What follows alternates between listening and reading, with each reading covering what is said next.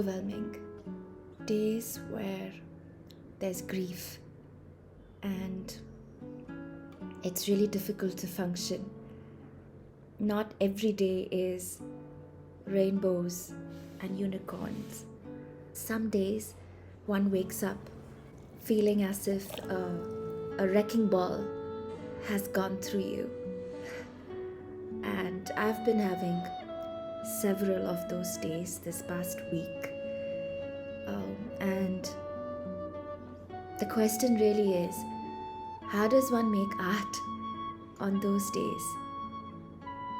My usual response to the days when I feel so vulnerable and emotionally exhausted has always been to power through it, is to just ignore how my body's feeling and my heart is feeling, and just go about checking off everything on the to-do list. But it's been increasingly hard to do that.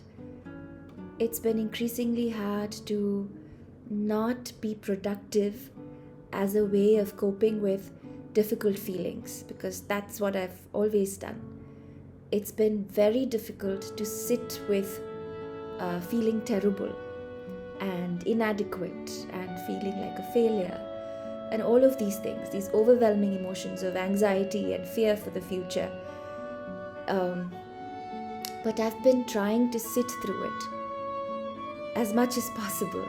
Sit with the discomfort and sit with the discomfort without really blaming anybody, but seeing what role my feelings are playing in this and what's reality. So being able to discern between what my feelings make me feel, which is not great, and what the reality is, which is it's all right, I'll figure it out, right? So in this turmoil, how do you even make art? Let's be honest. The past 3 days, I have barely made any art. I just haven't been able to. Instead, because, the wheels must turn, the show must go on, I have been trying to do more admin work. So doing a lot of editing, adding subtitles to videos, or doing my accounts, things that do not require the emotional space and labor that perhaps creating art requires. Though somewhere I know that if I just sit down and put my paint to paper, it will center me. But some days it's not possible, and I'm not even going to push. So that's what I want to tell you, that it's not, no one's beaming and buzzing through life, happy and productive and accomplishing all these great things. There are a lot of down days.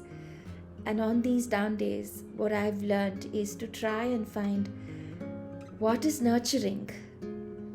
And here are a few things I'm beginning to know feel nurturing to me. And I urge you to find what's nurturing for you. For me, it's been going on a small walk without the distraction of listening to a podcast or an audiobook or just music, but just having my headphones on because I don't want to speak to anybody. But really just being silent, going for a walk and letting thoughts come and go. That's been good. Taking a long hot shower always makes me feel that I'm up to any situation. So taking really hot long showers, drinking a lot of water is helping.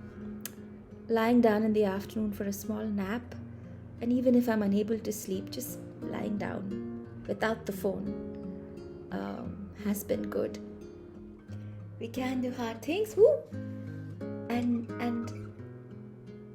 nothing keeps you down forever.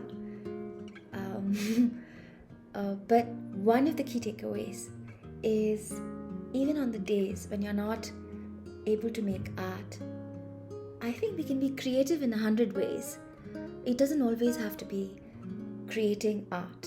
You can crochet a little octopus, or you could stitch, or you could organize a cupboard. I think that requires some sense of creativity as well. You could cook up a nice meal, or do none of those. Just go take a nap. Wrap yourself in a nice cozy blanket and just take a nap. But we can do hard things. The most important thing is nourish yourself, nurture yourself. There's always time for art.